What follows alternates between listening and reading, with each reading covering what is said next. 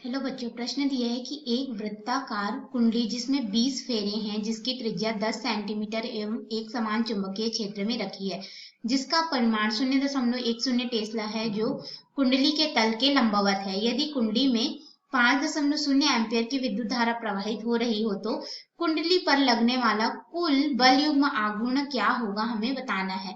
तो हम लोग इस प्रश्न को हल करेंगे, लेकिन उसके लिए हमें इसकी मुख्य अवधारणा की आवश्यकता होगी। मुख्य अवधारणा हमारे पास यहाँ पे हो जाएगा चुंबकीय क्षेत्र में स्थित धारा लूप पर बल युग्म।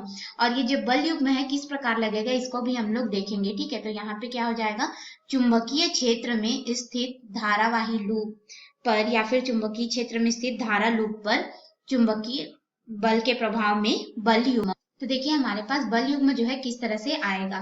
तो यहाँ पे हमने जैसा प्रश्न में बोला है, एक वृत्ताकार कुंडली है। ठीक है, तो ये वृत्ताकार कुंडली को हम लोग चुंबकीय क्षेत्र बी में रखते हैं, जिसका ये जो वृत्ताकार कुंडली का तल और ये जो चुंबकीय क्षेत्र है एक दूसरे से लंबवत यानी कि 90 अंश के कोण पर है।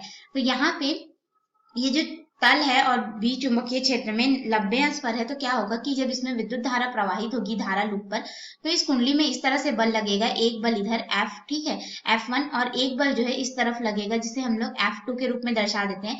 ये दोनों बल जो है परिमाण में बराबर होंगे लेकिन दिशा में विपरीत होंगे। तो ये क्या करेगा, F1 बल इस कुंडली को इधर ले जाने का प्रयास करेगा चुंबकीय क्षेत्र में, और ये वाला इसको इधर।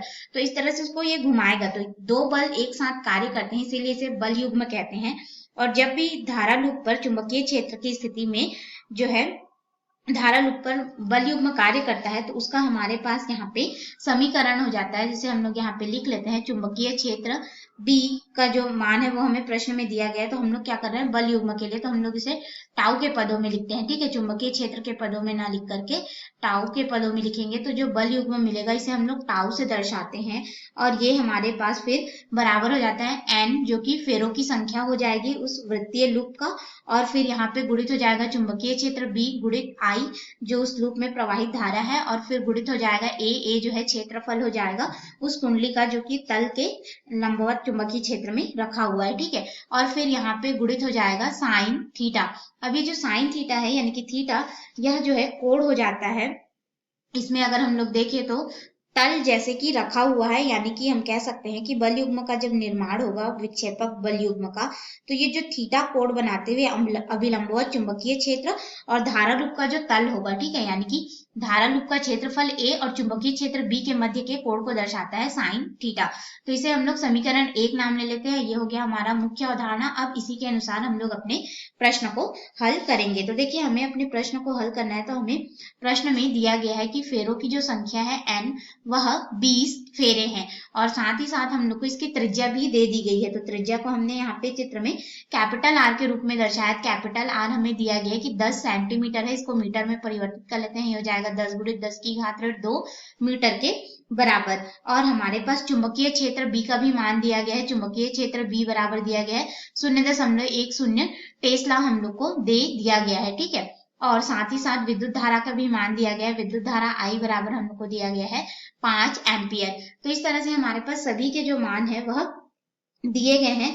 बस हमारे पास यहाँ पे अगर देखें तो कुंडली का जो क्षेत्रफल है वो हमें नहीं दिया गया, तो क्षेत्रफल को अभी हम लोग ए मानकर चलते हैं। ठीक है, हमें प्रश्न में नहीं दिया गया है, तो कुंडली का जो क्षेत्रफल है उसे हम लोग ए ले लेते हैं, या फिर 1 वर्ग मीटर के रूप में भी रख सकते हैं। फिलहाल हम लोग ए मान लेते हैं, 1 वर्ग मीटर अगर नहीं लेंगे तब भी। ठीक है, तो अब हम लोग समीकरण 1 का प्रयोग करेंगे, तो यहाँ पे टाउ बराबर हो जाएगा एन का जो मान है वह 20 फेरे हैं, चुंबकीय क्षेत्र का मान 0.10 टेस्ला, और फिर गुणित हो जाएगा विद्युत धारा का मान 5 एम्पियर। फिर यहाँ पे गुणित हो जाएगा, क्षेत्रफल को ए के ही रूप में रहने देते हैं। अब हम लोग यहाँ पे साइन थीटा का मान देखेंगे, यानी कि थीटा का। तो देखिए क्या हो रहा है कि यह क्षेत्रफल ए कुंडली का जो तल है उसके और बी इन दोनों के मध्य में लंबवत रखा हुआ है तल जो है ये बतलाया गया है।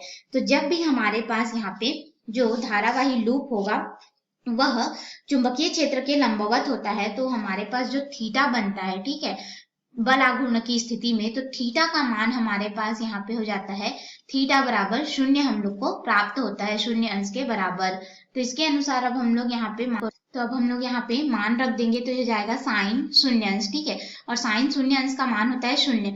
अब हम लोग इस पूरे में क्या करेंगे, 0 का गुणा कर देंगे, तो जो हमारे पास टाउ का मान होगा वह हो जाएगा 0 के बराबर। यानी कि जब भी कोई धारावाही लूप जो है या फिर वृत्तीय कुंडली जो है चुंबकीय क्षेत्र के लंबवत लगा हुआ है तो उस पर जो कुल बल युग्म लगेगा, ठीक है, कुल बल युग्म आघूर्ण जो लगेगा उसका मान हमारे पास हो जाएगा शून्य। कब की स्थिति में? जब चुंबकीय क्षेत्र के लंबवत कुंडली का तल होगा तो इसे हमने अपने मुख्य अवधारणा के अनुसार हल किया और हमें प्रश्न का उत्तर मिला टाउ बराबर 0। आशा है आपको यह हल जो है समझ में आया होगा। धन्यवाद।